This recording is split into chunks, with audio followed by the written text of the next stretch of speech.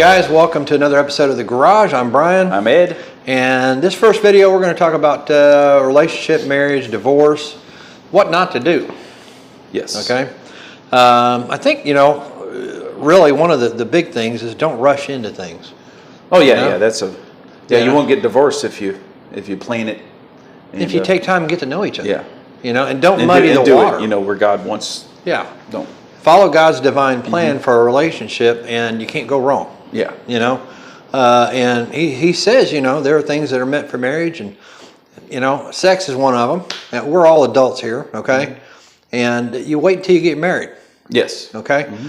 We have all these, people running around out here, unwanted pregnancies and high rates of divorce and stuff in different areas of society. This wouldn't be happening if people would just follow God's divine plan for a relationship. Yeah.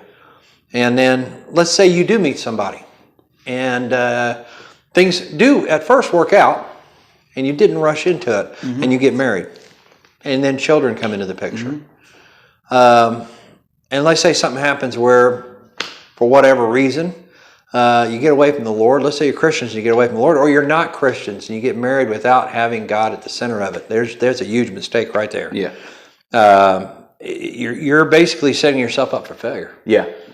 And then you have bitter feelings and hardened hearts and hurt feelings and all this stuff starts going on. All the emotions start flying around and there's no control over it. Inevitably, one or both parents will start using the children as a weapon. Yeah. And I've seen this. I've seen this. I've seen a person who used their children as a weapon against their own family. Yeah. If you don't do what I tell you to do, you'll never see these kids again.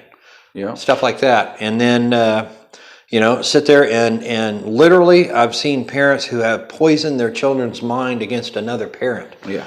Out of spitefulness, control, envy, pettiness, whatever you want to call it. Case in point, I knew a kid that just absolutely, this kid loved their dad.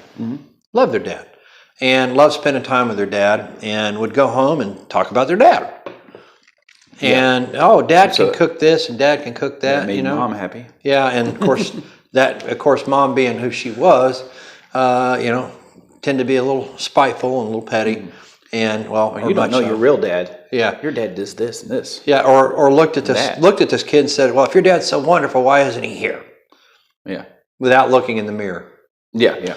And then proceeded to poison this kid's mind to the point to where this kid, when they got older, didn't want anything to do with their dad and believed a bunch of garbage and lies about their own dad, who loved them very dearly. Yep. And that's unfortunate. But, and all the while, this person said they were a Christian. They went to church. Yeah. Yeah, the mom. Yeah, and that's not the reaction of someone who's a follower of Christ. No, it's not. The Bible says you shall know them by their fruit. Yeah. Well, what kind of fruit did this person produce in their life? Yeah. You have to ask that question. Prickly pears. Yeah, boy, I'm telling you. We're talking about a porcupine here. Yeah. It's like hugging a porcupine, So guys, this isn't like a super long video. Yep. But I would say everybody, please follow God's divine plan for a relationship. Follow His Word. And if you meet that person, put Jesus Christ at the center of your relationship. Yep. If you can love Him first. Yeah, I was going to say, love God first, and He'll fix almost everything in a marriage. Yeah. If you want to. Well, He'll make sure you got the right person to begin with. Yeah, if you do it the correct way, you won't even need fixing your marriage. Your marriage will be awesome. Yeah. And there's a lot of people I know that did that. They were Christians, and he was Christian, she was Christian, and then they did it the correct way. And they've been married 20 years right now, and it's just rolling awesome. Oh yeah, I know a couple right now. They've been married the way God wanted. Well, I know a couple right now. Been married for over 40 years. Yeah. And I knew the guy when he was younger, and he met this gal in church. And the day they got married, you knew this was a God-centered relationship. Yeah. A Jesus-centered marriage, because as he's walking down the aisle, he's laughing, giggling. She gets up there. They get up there to do their vows. They're both giggling. Yeah. And they love each other, but they love the Lord. Yeah. And I guess they had some beautiful kids, just smart as a whip kids, And it just really, God blessed them. Yeah. You want God to bless you and bless your relationship, bless your life, bless your job, bless you all the way around? Yeah, just do what he wants. Just do what he tells you. It's not a hard concept. Yeah.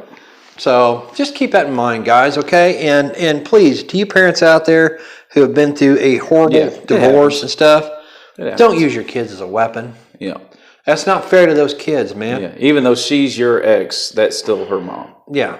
Or vice versa. Yeah. And you know what? I'm going to say I wasn't going to do this, but I just feel led to do it, brother. Okay. The person I was talking about whose child doesn't want to talk to him is me. And whose child's mind has been, and their heart's been turned against, is me. And the day my daughter, I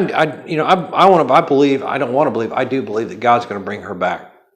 Mm-hmm. And unfortunately, it's going to be because she's seen the truth about what has been done to her. I'm going to say this: I don't want her to hate her mom.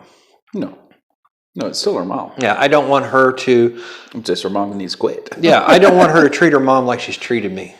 Okay, I don't want that. I'll want her to forgive her mom. Mm-hmm. And but here's the thing: trust is earned; it's not given, and trust has to be re-earned sometimes, and sometimes that takes time, and it takes patience. So that will be my advice to her: is maybe not fully trust, but still go around because she's still your mom. Okay? And she's the one that carried you for 9 months, irregardless of circumstances about your conception, your birth, and everything that happened. She's still your mom. Mm-hmm. Okay? And people are not perfect.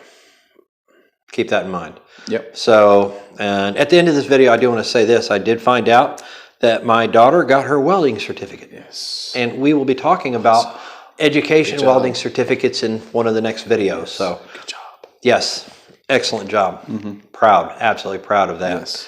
So, but anyways, I want to ask everybody to keep my daughter in prayer.